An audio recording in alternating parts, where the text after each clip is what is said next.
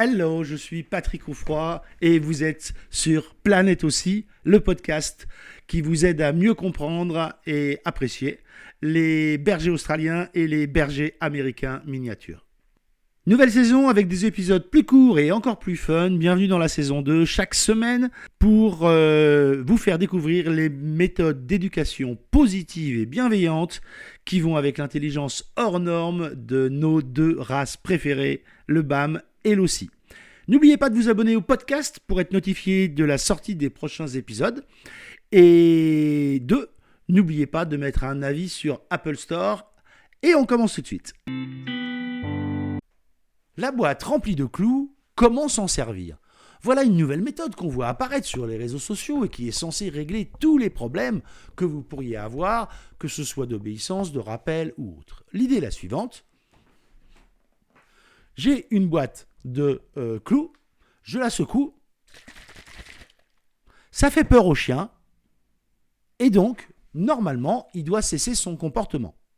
Alors bien sûr, là, on est dans une association pavlovienne, tout ce qu'il y a de plus classique, j'ai envie de dire. C'est-à-dire, le chien fait une action et il y a un renforcement négatif qui arrive immédiatement, et donc le chien comprend que son comportement est, dans très peu de temps, un comportement qui va être désagréablement sanctionné. Une fois que vous secouez, si le chien ne réagit pas tout de suite, qu'est-ce qu'on vous conseille ? Vous jetez vers lui, c'est le moment magique, vous jetez vers lui la boîte pleine de clous, de vis et de boulons. Ça fait beaucoup de bruit, ça lui fait peur et la plupart du temps, comme dans beaucoup de cas dans ces cas-là, il va s'éloigner et il va avoir peur. Franchement, si moi j'allais au bistrot pour me faire des copains, je voudrais pas avoir des relations basées sur la peur. C'est quand même très étrange quand on y pense de se dire je vais prendre un chien pour que ce soit un compagnon de vie et dès qu'il ne fait pas exactement ce que je veux, je vais me mettre à lui faire peur.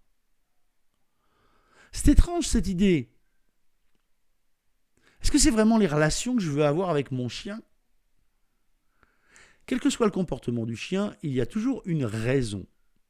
Votre job d'éducateur, votre job de propriétaire, c'est de comprendre la raison qui fait que le chien agit ainsi et de travailler sur les causes. Et non pas d'agiter une petite boîte en ferraille en agissant uniquement sur les conséquences. Parce que là, vous n'avez rien réglé du tout.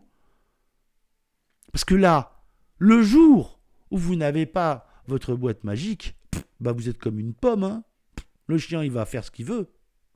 Il le sait si vous l'avez ou si vous ne l'avez pas.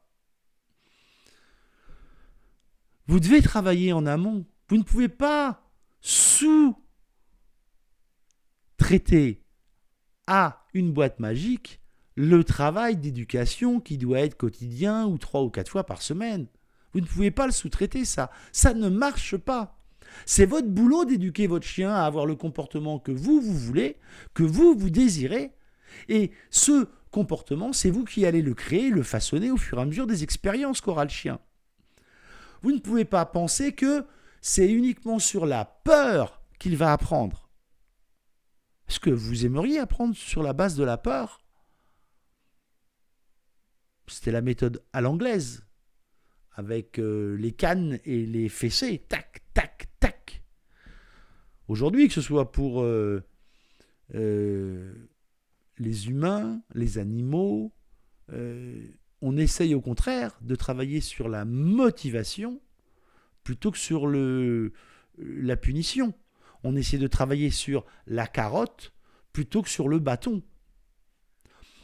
En réalité, si vous aviez un bâton et que vous le tapiez par terre comme si vous étiez en train de menacer le chien, vous auriez exactement le même résultat que cette boîte qu'on vous dit si magique que ça.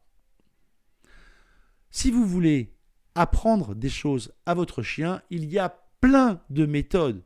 Et évidemment, moi je préfère de loin la méthode positive qui va permettre au chien d'avoir un apprentissage qui sera bien ancré, bien logique, bien carré dans son esprit. Plutôt que d'avoir un apprentissage, si tant est que c'en soit un, de jeter une canette de bière avec des boulons et des vis à l'intérieur, qui soit un apprentissage basé sur la peur.